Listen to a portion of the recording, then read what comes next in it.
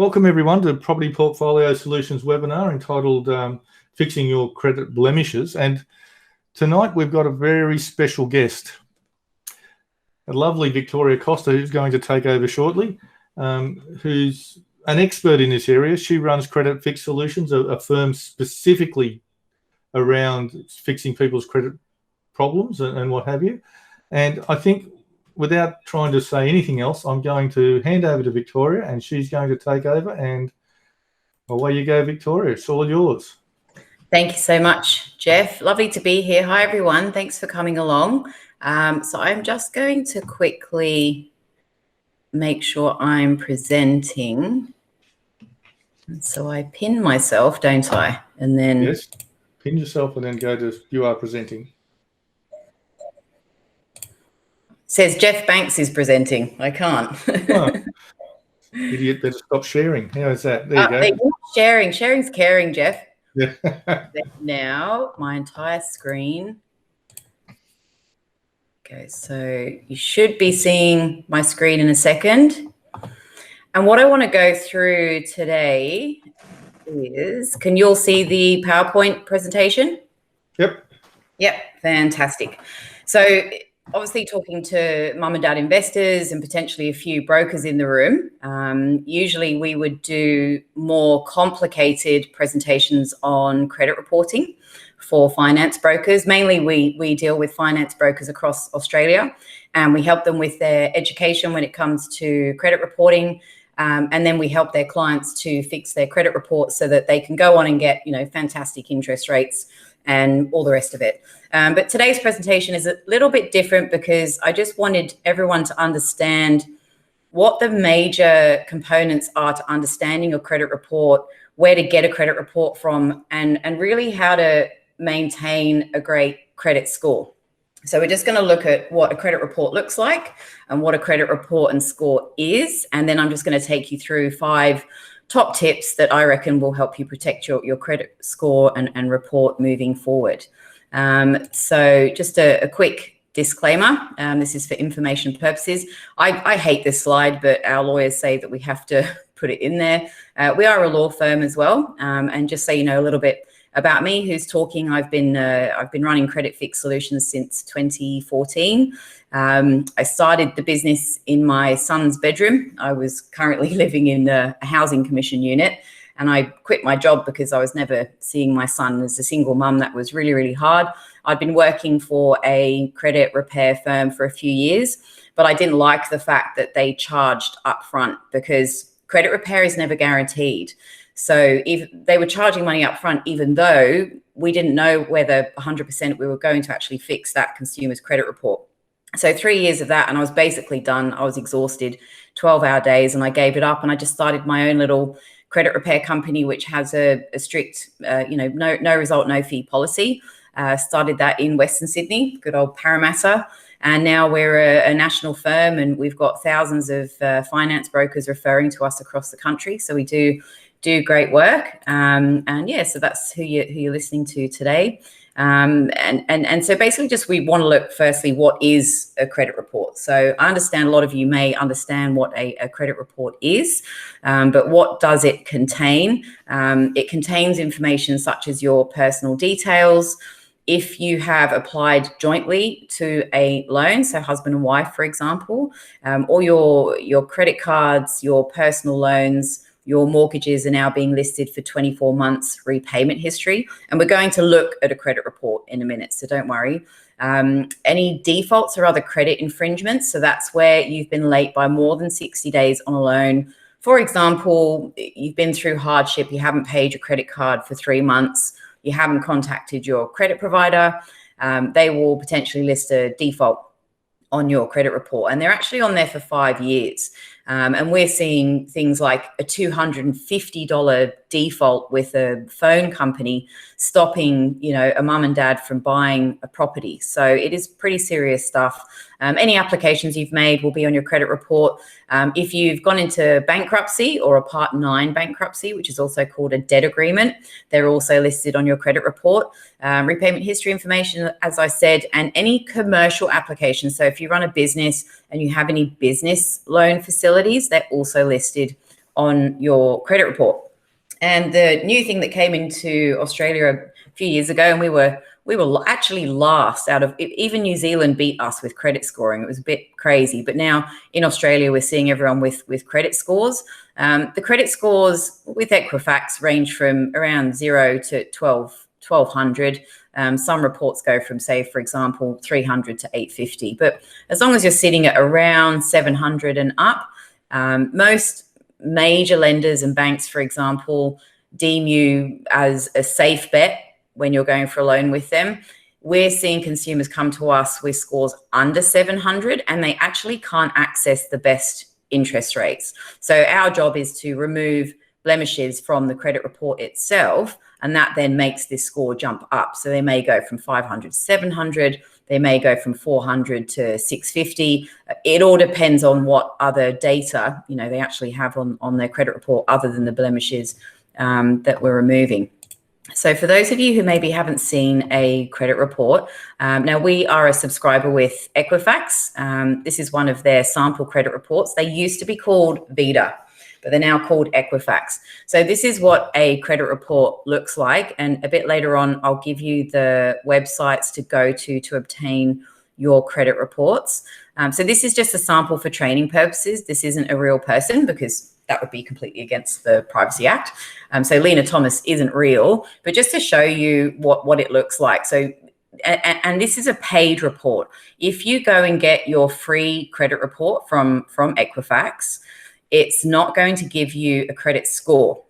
So you will not see a comprehensive credit score on a free report. You have to pay for it, unfortunately. These businesses, it's not a government agency, it's a private enterprise, and they're looking to make money like every other private enterprise. So they make you pay. At the moment, it's around $79.95 for a paid report with Equifax.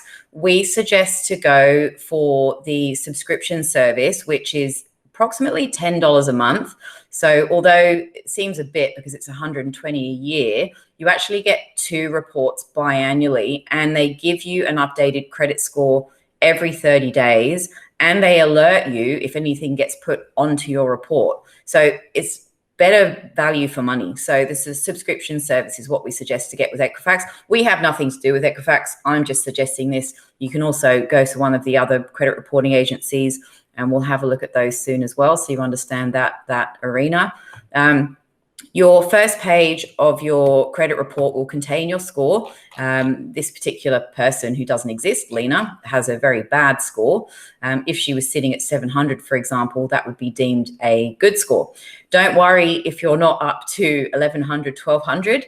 We see, hundreds of reports every week, and most people sit between the 700 to 850 mark. Very rare do we see scores over. That's just normal. So don't worry. As long as you're kind of over, or as long as you're in the green, you're okay with most lenders, but you can talk to your finance broker about that. You also have the score key contributing factors. Now, this is indicating why Equifax's algorithms are giving you the score of 80. So here is basically a summary of why Lena has a score of 80. And red X's are bad, green ticks are good. She's just got red X's everywhere. So she's got default information. She's got public adverse information. The type of inquiry she's going for aren't deemed, low risk loans, for example. And we'll look into that a little bit more soon too. But yeah, basically she's got a low score because she's got lots of negative data on her credit report. So they're not two separate things. The report and the score is calculated by the credit reporting agency, given the data that they have on you on your credit report. So it's one and the same thing. VITA score 1.1, by the way, is where Equifax or VITA thinks that your score is going to sit in 12 months' time. It's a guesstimate. So they're saying that Lena, in 12 months' time, because she seems to maybe start to behave herself with her finance applications and so on and so forth, and financial management, it's actually going to go up to 314. And here we have the headlines, and this is where you'll see if you have any active accounts. So how I was saying about the repayment history information, up until a couple of years ago, we didn't have repayment history information on credit reports. But with the changes with legislation to comprehensive credit reporting, most lenders are now reporting 24 months of repayment history information on all our consumer debt. So if you've got a consumer credit card, if you've got a personal loan, if you've got a mortgage, most of the credit providers will be listing 24 months repayment history. So you'll see all your active accounts on your credit report. You'll also see any negative data. Now, negative data is the data that's obviously pulling your score down. If you have it, I really hope you don't. I'm sure you're fine. But if you have defaults, that's where you've been severely late on repaying a loan, they will default you. They're on your report for 5 years. You can see here, RHI, that's repayment history information.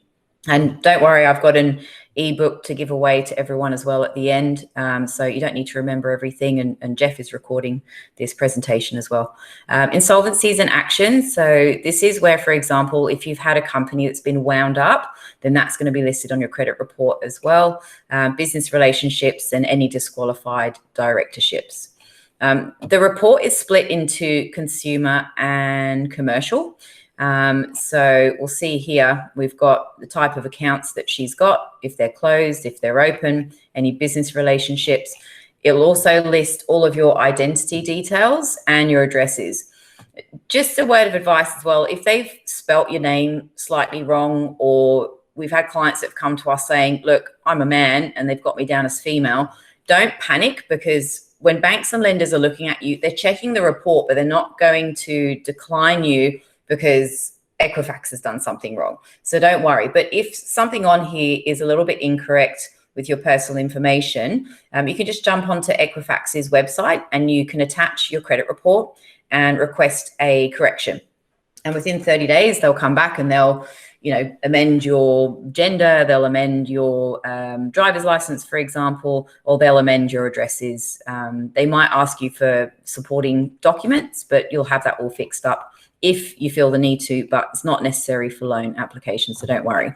So here, as I said, it's split between consumer and commercial. Here we've just got all of the, Lena's inquiries. We can see here, in a 1 or 2 year period, not very many inquiries. I used to be in lending before I fell into credit repair about 12, 13 years ago. I used to be in home loan finance, and I used to approve home loans via a mortgage originator. And the rule was, and I don't think this has changed very much, is as long as you've only got about 5 to 10 inquiries in a 12-month period, that you're okay. But you really don't want to be having more than 5 to 10 inquiries in a 12-month period. So be really mindful if you're going online and things like that. Check the terms and conditions, check that they're not doing a credit check before you apply for finance. And maybe just, I have a rule, if I want to get something, I kind of think about it for 24 hours and then go back. But that's just my opinion and trying to proactively protect my credit report. And then you've got the commercial inquiry. So if you don't run a business or you don't have any business type loan applications, or you haven't inquired for any business type loans, you won't have commercial inquiries. Now here we can see, this is what we call a black mark or a blemish. This is a court action. A court action is similar to a default. So say you had a dentist bill. We've had this before. Someone went to the dentist and got beautiful veneers done for 10 grand, did a runner and didn't pay. Now that dentist isn't a credit provider. So the dentist can't list a default against you for 5 years. But what they can do is they can go to their local court and they can lodge a statement of claim, and then they have to give you 30 days to pay. If you don't pay it, they will then list a court action against you, which is the same thing. So lenders, when they're looking at your report, if they see a court action or a default, it's highly unlikely that you're going to get a really good interest rate. It could be, we've seen, as I said at the start, we deal with thousands of finance brokers across the country. They're coming to us, someone may just have one court action listed against them, and they're going to pay double with their investment property interest rate, for example. So, people do come to us and say, look, I need to remove this. Yes, you're going to charge me a fee if I'm successful, but it's going to be on my report for another 3 years. I'm going to save 120,000 on my new investment property loan, for example. So, but they're on for 5 years. So they're listed on a date, and then they drop off. As long as they're paid, a court action will drop off 5 years after. Now, with court actions, if you don't pay, in New South Wales, for example, court actions are enforceable for a period, I believe it's 10 to 12 years. I'll have to check with our lawyers. There's around 10 to 12 years. So if it's not paid, they can then enforce the judgment again. So, and it accrues interest and it accrues legal fees. So debts like this can really follow you around like a bad smell for a long, long time. So I do suggest, if you've got something like this, or you feel like you're going to fall behind with something, is just get in touch with them and start a payment plan before this happens, because it can go on and on for a long time, and really affects a lot of our clients, severely affected by this when it comes to getting finance. Here we've got a default. So this is what a default will look like. It might also say, they might call it a overdue account. Overdue is the same as a default. Again, listed for 5 years. I'll show you the amount, the date was listed, and they're on for 5 years. Now, that's even if you then pay it. So with Lena, our pretend person, the default was listed on 23rd of May, 2013. Now, if she calls even on the 24th of May, 2013 and pays it in full, it does not have to be removed. It will simply be marked as paid. A credit provider, as per legislation, which is what our law firm negotiate for our clients, a credit provider only has to remove a default if it's been listed in error. And for consumer defaults, that's under the credit reporting code, if you'd like to go and have a look. It's very boring reading. I kind of know it back to front, but if you're having trouble sleeping one night, feel free to go and read some legislation. It does help. So this is just to show you, obviously this is a bad score. I've got another example with a good score, but it wouldn't show you what all the negative data looks like. So this is very bad. Don't worry. I'm sure your report looks nothing like this. It's a terrible credit report. Then you've got, commercial here. Again, it's always split between consumer and commercial. She's had a default here with a supplier or a lender, and they've listed a default here. If you see clear out, not watched, a clear out by law is listed on our credit reports for 7 years, which is pretty crazy. So they're actually listed for 7. Clear out means that they think that the loan was taken out. Basically, that person was dodgy. So they took a loan out and didn't even make one repayment. So they list it as a clear out. We rarely see those anymore. And that's about it. So going back to the presentation, we've had a look at the report.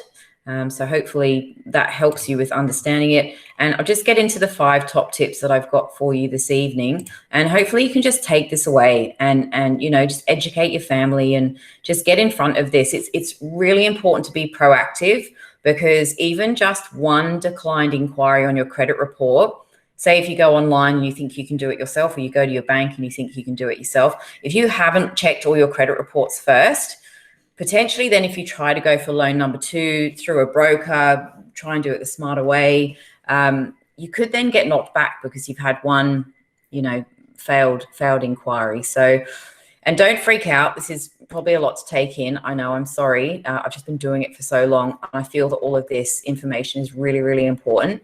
There are actually 4 credit reporting bureaus in Australia. Now, don't ask me why. I don't know why. It makes no sense to me whatsoever. I believe we should just have one. Why we've got 4? It's the same in America. It's the same in the UK. It's not regulated by government. These are just private enterprises.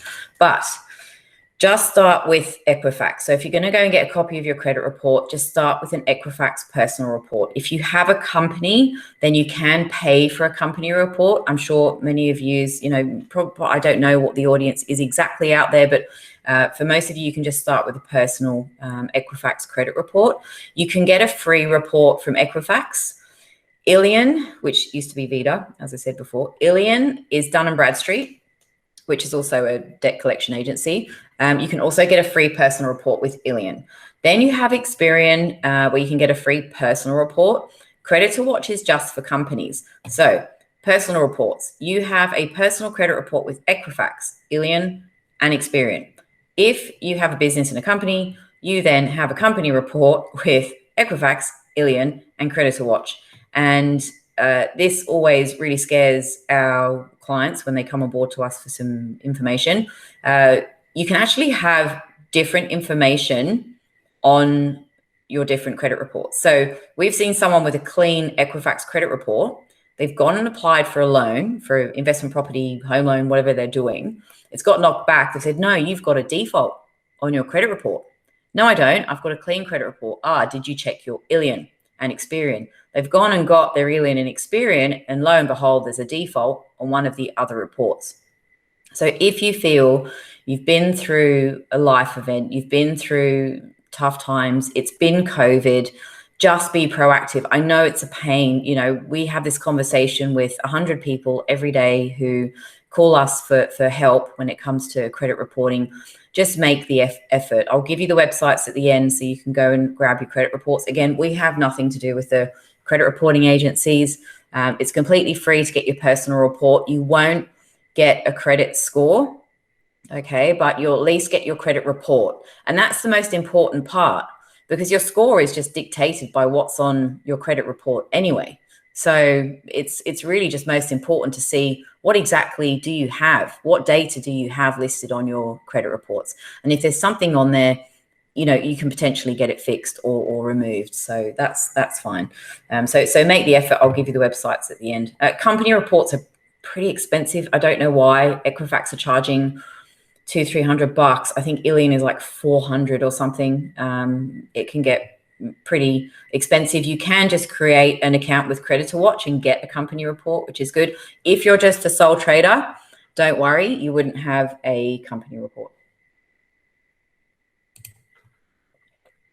Top tip number 2, understand levels of risk with your loan inquiries.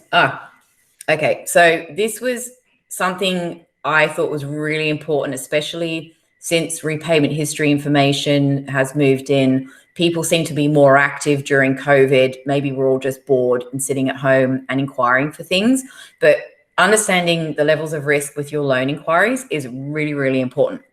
A lot of people come to us because they've inquired, for example, buy now, pay later schemes several times over the weekend because they figured, and look, I totally get it.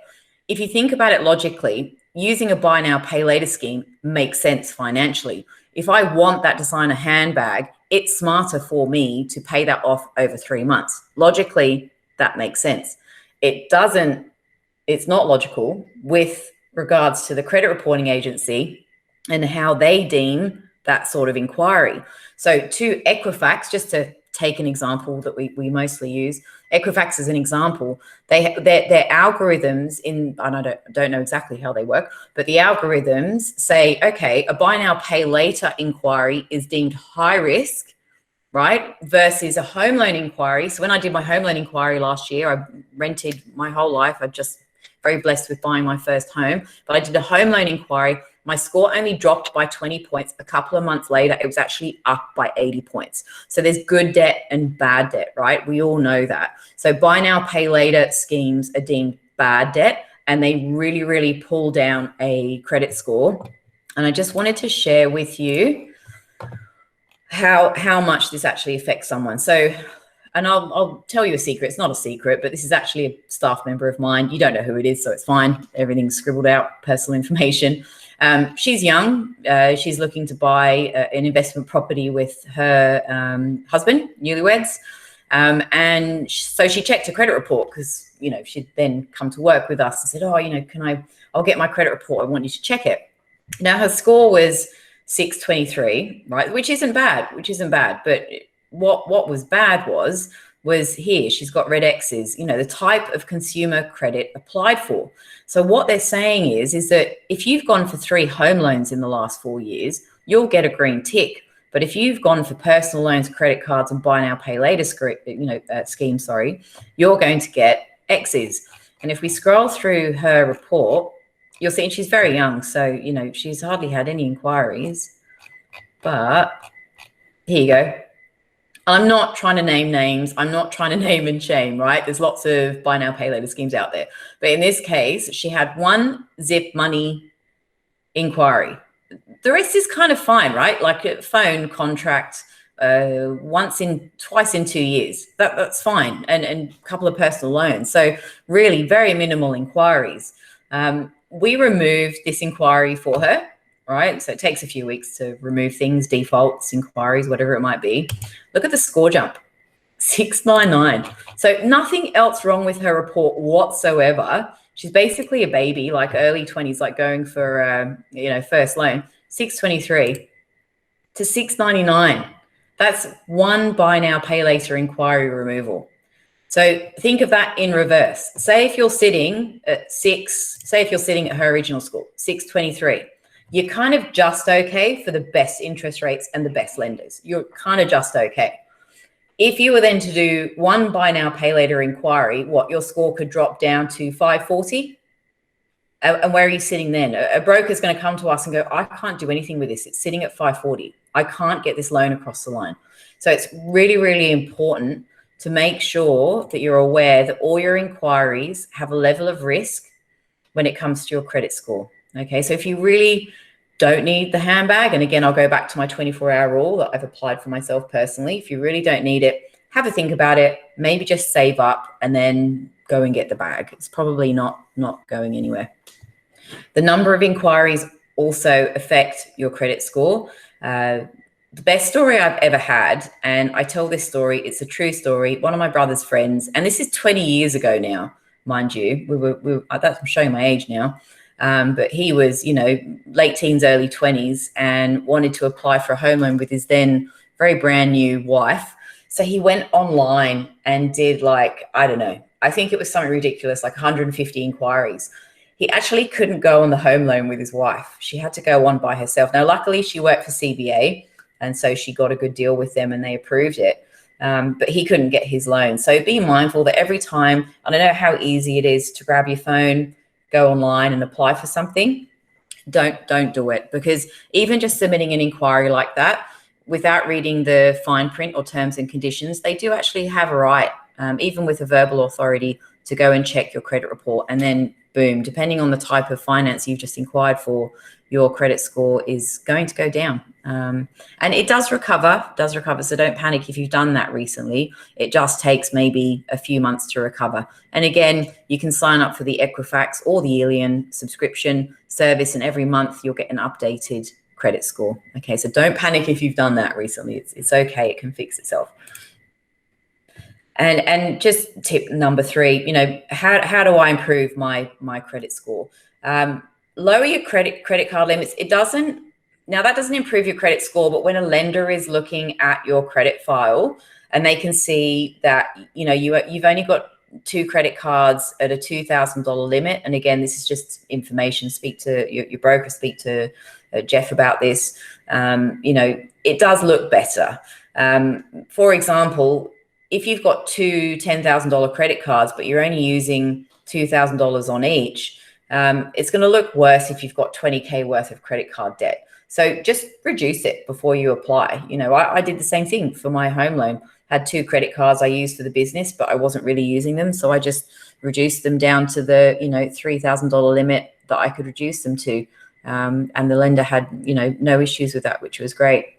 Limiting your number of applications, as we just spoke about, making sure you pay your credit card off full each month. Now that comes back to, just basically you just want the lender to roll out the red carpet, right? So if you've got the credit card you're using maybe for, small purchases during the month, try and wipe that off at the end of the month so they can see great credit management. It also comes back to repayment history information. With repayment history information as well, you have 15 days from the due date to contact your credit provider before they'll put negative information on your report. Okay, so if you think you're going to miss a repayment, just get in touch with them. We suggest that you put that in writing to the customer support team. You should usually have an email address on your last statement, and just email them and say, hi, I'm not going to be able to pay this month. Can I please apply for temporary financial hardship? Now, that way they cannot report negative data against you or report that you've missed those months' repayments. They might want some documents from you. You need to obviously action that and be proactive and get the documents back. But at least if you're in a financial assistance arrangement, it won't affect your repayment history information, which will in turn affect your credit score. Paying your bills on time. My mum's been telling me that for years. Obviously, that's important. Making repayments on time, talking about the RHI. Consolidating loans, is more so to do with just money management again. So understanding the key areas of your report. So just to kind of drum in what we've gone over, inquiries, check your inquiries. If you've got a lot of buy now, pay laters on there, can you try and remove those? Do you really need to make those 3 inquiries in the next 6 months? Okay, inquiries are really affecting your credit report. Defaults, overdue listings. They can be removed, but only if found to be listed in error as per legislation. Okay, so you can't just say, no, I want to pay it now, remove it. They can't just remove it because you've now paid. Okay, it has to be that there is an error leading up to the time that the default was listed. So it's going to be historic, right? Retrospectively that you legally remove a default. Court action, I don't know, you haven't paid school fees for the last 2 years. Again, these can be removed, but they are considered very serious by a potential lender, and potentially you can't get the best interest rates, for example, for your next finance application. Repayment history information, just make sure you understand the due dates for your credit cards, personal loans, your mortgages, that most of them are being reported on our credit reports. There's a few non-bank lenders who don't report, but most of them, I think it's like 80% are reporting now. So just make sure you know your repayment dates and you're paying on time. I'm so paranoid about this. I actually pay my credit card a week before the due date. So yeah, you can be like that or just be normal and set up direct debits. Direct debits are really, really important. Don't just wait for the statement. Set up your facility, understand when your repayments are due, go and set up a recurring direct debit. It's the best way to do that. ASIC activity. So for those of you who maybe have companies, if you have had a company that's been wound up, it's going to, even though you've moved on from there, for example, and started a new business, or you've brought the company out of liquidation, now everything's fine, that will be listed as a notification on your credit report. Okay, so that can affect your ability to obtain finance too. Now, those can't be removed. And that's the same for bankruptcies. They can't be removed too. There's an annulment, asterisk kind of applies. One of the credit reporting agencies will remove a bankruptcy part 10 with an annulment, but mostly the other ones don't, even if it's been annulled. So those are just, key areas of your report that you should really, really, really get to know. And this is the part where you now need to action something. And I'm happy to share these slides with Jeff too. If anybody wants a copy, they can contact Jeff. These are the websites you want to go to.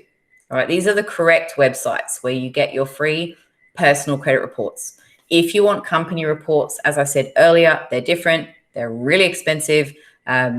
We have a solution for that as well for you as well, if you just want an Equifax company report. Otherwise, you can go to Equifax and Illion and pay a few $100 for company reports. But just for your free personal report, you can go to Experian, Equifax, and Illion and go and grab a copy. These are the websites here. So experian.com.au, mycreditfile.com.au, Credit Simple, or just type in illion.com.au. Be careful if you just go and Google, as I do. If you just go and Google free credit report, because you might see the free credit score websites come up. I won't name names, but they annoy me every day of my life. And they say, get your free credit score today. And they're on the TV and they're on the radio. They are not a credit reporting agency.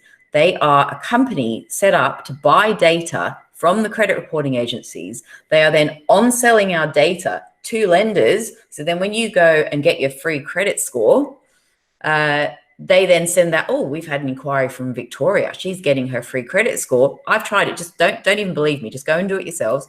Free credit score website. And the next day I had an email going, Suncorp has conditionally approved you for a loan. So yeah, look, they're just buying our data, and they're not your actual credit report. And your credit report is what lenders are looking at. Don't freak out about all of the different CRBs. Start with Equifax. It's the easiest. Go onto their website, takes you 5 minutes. Alien is easy too. Experian, they want driver's license and things like that. So, and that's if you have been good the past few years. I'm not saying people are bad. I'm just saying, like, you know, if you've been on track with everything. If you feel there's been a problem, we do strongly suggest to go and spend the time to get all 3 personal credit reports. Because as I said before, the scary thing is that we can have a default or adverse information on one report and not the others. Okay, so just before you apply for any finance. And those are my top 5 tips. So don't worry about remembering it all. Happy to share the slides. Or if you'd like a free ebook that I've written over the past couple of years on credit reporting, which explains all of that and even how to fix your credit yourself for free, you can, you know, send us an email or jump on our website, and happy to give you a copy of that. And that's it from me, Jeff. Excellent, Victoria. Just let me have the screen back. Thank you. And I'll go. No, I won't go present now, because what we're going to do is open up the forum for questions. I've got one before we start. The telcos are notorious for putting black marks on people's names. You said they had to wait 60 days. You miss a payment, from what I've seen, they automatically put a black mark against your name. No, well, yes, but no. A default is different. So telcos can't list repayment history information. So if you've missed a month's repayment with a phone company, they're not allowed to report repayment history information. So they're not deemed a credit provider per se. It's only banks and lenders. So they're not listing it straight away. It does have to be 60 days. They're not listing it straight away for a default. So a default that's listed on for 5 years is not the same as repayment history information. But yes, if it was say if it was, I don't know, NAB Bank, and you missed your mortgage repayment, then they can list 1 month's negative repayment history information, but it's not as bad as a default. A default, they have to give you a section 6Q, a section 21D. They have to do the section 6Q when you're more than 1 payment late, right? So it's usually 30 days on a home loan or a credit card, because we pay monthly. And then they have to do a section 21D notice and give you a minimum of 15 days before they list the default. But say if you've missed 1 month's repayment, which you're right, they can, but not telco, it's only on there for 2 years. So if you get your credit report and you missed 1 repayment at the beginning of 2020, right, because of COVID, you know, we've all suffered. It's been horrible. You miss 1 repayment. That's only going to show until, hang on, my maths is terrible. I'm good at credit repair, bad at maths. That's only going to show, until early 2022. All right. So, and then it gets too old. Yeah. So what does Credit Fix Solutions do for me? How are you going to help me if I've got a blemish on my credit? I have a magic wand. No, I don't.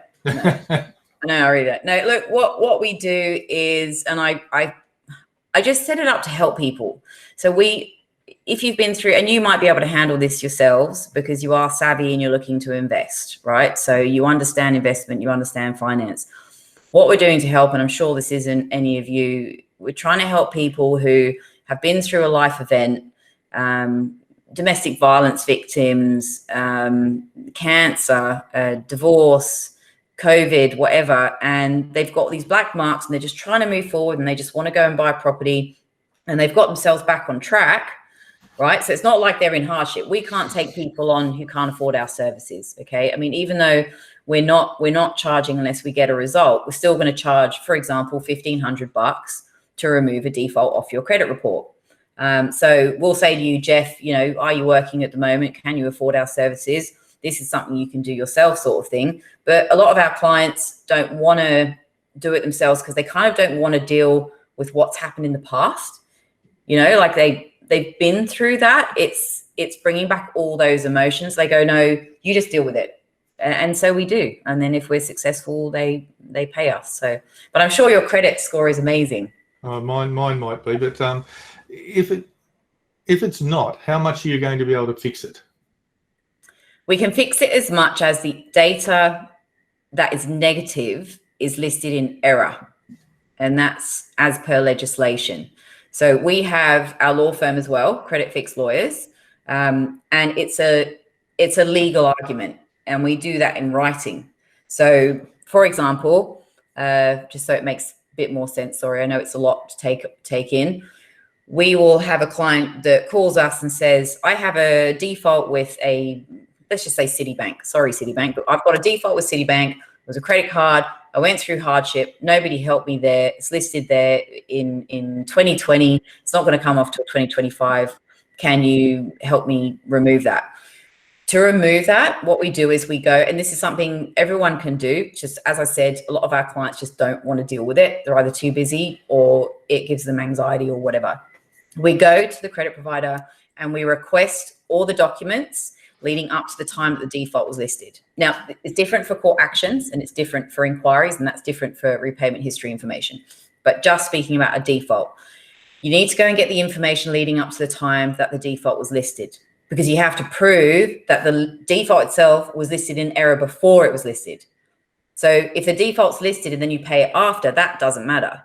It's what's happened before the default was listed. So it's about those documents. So what happens if I win the court case?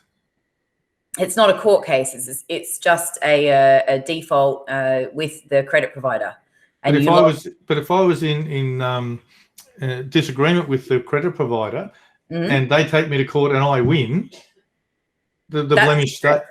That's a statement of claim. It's not a default isn't a court matter. It comes under the credit reporting code. A court action, yes, they're different. All right, okay. Yeah. I see Ian's raised his hand. You want to unmute yourself, Ian, and ask your question? Hello all, how are you? Good, mate. Scenario, there'll be no perfect answer for this, but just if there's marks or blemishes on a company report or a personal report, how many different scenarios, this is broad base, are there sort of 10 different scenarios, or are there only 3 different scenarios, or is it infinite to remove marks on, say, a 30-day or a 60-day or a 90-day basis? It's infinite, I would say.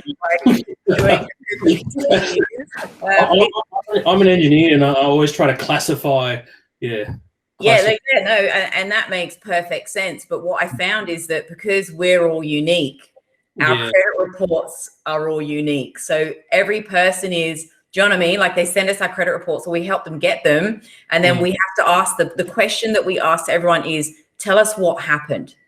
Gotcha. And everybody's story is different, which makes every case different. So you got to basically like nitpick through every scenario. Yeah. Gotcha. Yeah, it's good fun. Damn. So what sort of success rate do you have, Victoria? Well, we do numbers. I didn't used to when I was a little baby company, but now we've got bloody offices around the country. And I do business blueprint, as you know, Jeff. So it's like, make sure you do your numbers, do it all properly. Yeah. So we've got a spreadsheet where we record successes, not successes, how many removed, and so on and so forth. And mid last year, we had a review of the figures, and from January 19 till mid 2020, 87 point something% success. Wow. But that's because I'm not getting paid unless I get a result. So I teach my scenarios team, you don't take things on, because I don't want to waste anybody's time, mine, the clients, and we're dealing with a broker, right? So if we waste his or hers time, they're not going to bring us back another client. So we're only taking on the ones where we feel we've got grounds. All right. And so if a broker brings you a client, at what point if you decide to take them on, between when they bring them to you and you decide to take them on, you're an empathetic sort of person like we are. Yeah. How much time do you spend before you decide to take something on? Between speaking to the broker, getting the reports, speaking to the client, maybe 2 hours before we even get an application signed. Yeah. So a lot of time. Yeah, it can be pretty quick. Like what, Ian was saying before, like, what's your scenario? Is there a structure? Some clients have really, have been through really bad, tough times, and it shows on their reports. Whereas others might just have like one default and we go, yeah, okay, you've got your grounds done. Let's go for it. Other people might have a company report with a commercial default, an Equifax personal report with repayment history information that's negative, and then an Ilion report with another default on it. Now, then we have to look at it holistically, which makes it a bit harder, but because, like you said, we're very focused on getting a result, and it's not going to financially benefit someone who's got that much negative information to remove, for example, just one default. It makes no sense because they still can't go to the better lenders. They still can't get the better interest rates. So then it makes it complex. So then we might look at, okay, when were the defaults listed? Do we start with the newer one? So at least, okay, that one's commercial, but it drops off next year. All right, well, that's okay because they're looking to buy next year. They haven't got their deposit together yet. So that's great. Let's just remove the newer ones and work backwards. So it's just, it's different for every single client, but 1 to 2 hours, it's not too bad. Ian's raised his hand again.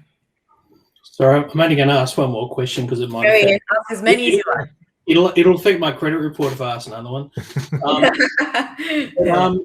What are the stickiest ones to remove in your expertise, and what are the sort of general AOK ones to remove? Okay, so yep, totally get notes. Very good question. Commercial defaults are very difficult to remove because do you run a business? Have you got a company? Yeah. Okay, yeah. So, like when you sign on the dotted line for a business loan, you've basically got no rights. It's not like consumer where they have to give you financial assistance. They have to give you warning notices. If we miss one repayment on a business car loan, they can list a default the next day without even giving us warning. So they're the hardest because the legislation that protects us is so limited. Yep. It's literally if you've received a cracked window from your window supplier and they've listed a default. If you haven't been invoiced by your ice cream supplier correctly, those are the two. So with consumer, they're easier because the credit reporting code is so amazing. It's got so many different sections. And when you can get across all of that and you can apply like maybe one of 100 sections to a consumer account, and your client's got a story too, right?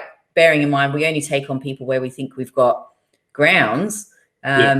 You put that all together and it does take a few weeks. It's usually 3 to 8 weeks to remove a default, sometimes up to 12, but they are not in a sense easier, but it's easier to find that needle in a haystack. So if changing the subject for a second, if I've liquidated a company and so it was a voluntary liquidation, everyone got paid, I actually received some money out of it, that still ends up on my credit report? Yes. As a black mark? Well, it depends on the lender you go to. It depends on how good your broker is and how much they know the products. Well, see, that's interesting because we're talking to some clients who are looking to build up some equity by developing using companies. And when we get to a point, we'd like to liquidate those companies and take the money out as a liquidator's distribution rather than a dividend. So that'll be a liquidation of the company. Everyone will be paid. The shareholders will be getting a return, yet that's going to create an adverse thing so we'll need to tell our broker what we've done, is what you're saying. Yeah. And usually you can go with usually just a second tier lender, maybe, I don't know, maybe a bank, maybe not, depends on your relationship with them, right? But your broker would know. Sometimes it's just a letter of explanation, this is what we did. And then that makes sense to the business banking, person, whoever's looking after it. But yeah, they do look bad. Like we have people coming to us with wind-ups, liquidations because they've been knocked back for finance. Right. Okay. And there's nothing you can do about that? No. They're just it's like the same thing as when you change your address for your company. It's just noted. It's an asset note forever and a day. Never. Don't. It's like, what does anybody do about ASIC? You can't. Fair enough. They're just there. Even if you liquidated and then came out of liquidation, the fact that you've liquidated is just a note. It's a notation, ASIC notation, for 5 years. For 5 years. Okay. Is there any other questions while we're here? You had your hand up again, did you, Ian? No. Okay. What I might do for a moment is I'm going to do a small piece of advertising. Bring it home, Jeff. Bring it home. Yes. Yep. Thank you, Victoria. What you've done for us has been amazing. tonight it opened up a whole heap of explanations to things that I had no idea how they worked. It sounds like you approach your clients' credit things the same way we approach our clients' investment needs. They're on the screen. I'm showing you our business model. Understanding your why. Victoria obviously spends a lot of time understanding her clients' why as well before she'll even undertake where she wants to go. Looking at your starting point, well, what Victoria's been talking about tonight has been particularly interesting to what we need to do with our clients' journeys to make sure that the journey is as smooth as possible, and potentially everybody understanding where their credit reports are, where their credit scores are, might very well become a part of our plan. I think it's absolutely going to become a part of our plan. Finding the right property for you, making sure that it's within the steps of the journey that you want to go, and then taking the thing right out of your hands, like Victoria was saying with her clients. They don't want to deal with old credit histories. A lot of people find investing in property just simply too hard. And Sean and I have created a business where we can do the whole thing for you. Find the property, get the property built, hand you the key, and then potentially find you someone who can manage it for you. So all you need to do is to sit back and watch the things grow. I think that was the last one of those, wasn't it? Yep. Thank you, Victoria, for your time tonight. It's my pleasure. Like our other one, it's going to be recorded. It'll be up on the website in a week or two. We haven't promoted the first one so much because I don't think people really wanted to look at Sean and my nose hairs so much. That's rude. Yeah, well, the video was pretty bad. Sean, would you like to say anything before we hang off? Thanks heaps, Victoria. I reckon I'll be using your services soon enough. You will not. You're just winding me up now. No, you're right. Not at all. It'd be funny if he was. Okay, guys, thanks very much for that, and look forward to the next one.